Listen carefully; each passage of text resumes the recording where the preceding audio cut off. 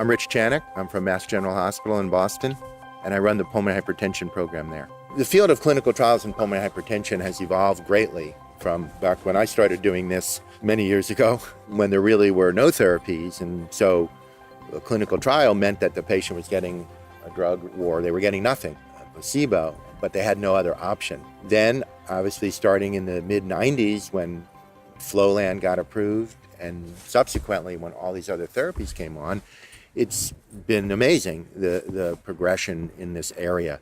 We now have ostensibly 14 approved therapies for pulmonary hypertension.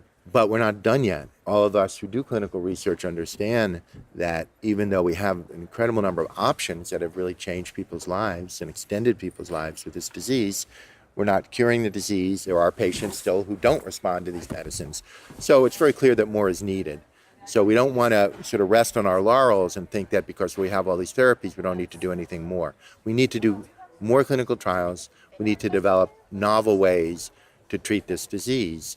And that may be medication, it may be devices, it may be procedures. All of us who have been in this field for a long time understand that we just can't sit still. Fortunately, that's not happening.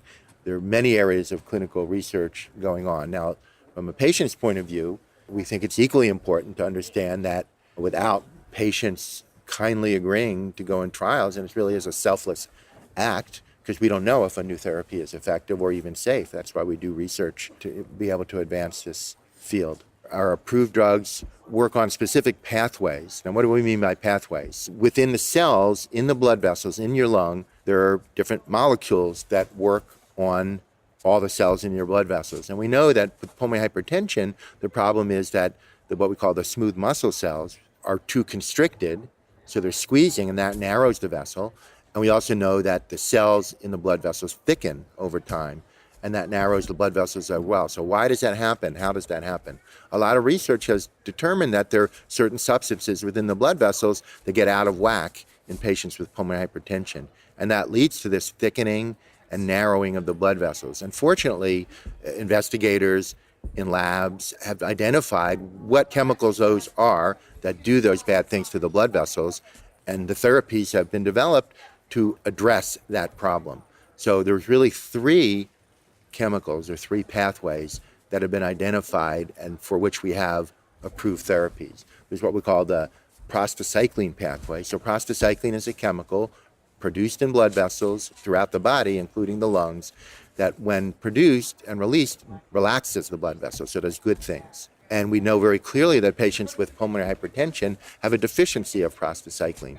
So it makes a lot of sense to either give back what's missing of the good stuff or make the patient produce more of the good stuff. And so for that reason, these drugs work through the prostacyclin pathway to enhance it, to increase it. The second big pathway is the nitric oxide pathway. Now, similar to prostacyclin, nitric oxide is produced by blood vessels and the cells in the blood vessels and relaxes the blood vessel and keeps it from thickening. And we know, similarly, that patients with pulmonary hypertension have a deficiency of nitric oxide. You can't give back nitric oxide, it's in a gas, although there are studies looking at doing that, but you can do things to enhance the effects of the nitric oxide. And you can either block the breakdown of the substance it produces, which is called cyclic GMP, and so drugs like PDE5 inhibitors, sildenafil and tadalafil, block that. Or drugs like riociguat actually work in a different way on the nitric oxide pathway, where it increases the enzyme that then produces the cyclic GMP and has the good effects. So there are different ways to work on the nitric oxide pathway. And then the last pathway is the endothelin pathway. So unlike nitric oxide and prostacyclin, endothelin does bad things when it's overproduced, and it causes constriction and thickening of the blood vessels. So it makes sense, give a drug that blocks that effect.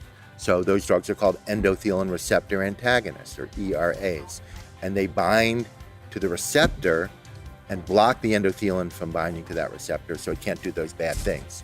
The neat thing about it is that we now have studies that have come out that shows that blocking more or even all of the pathways in a patient does more than each one alone.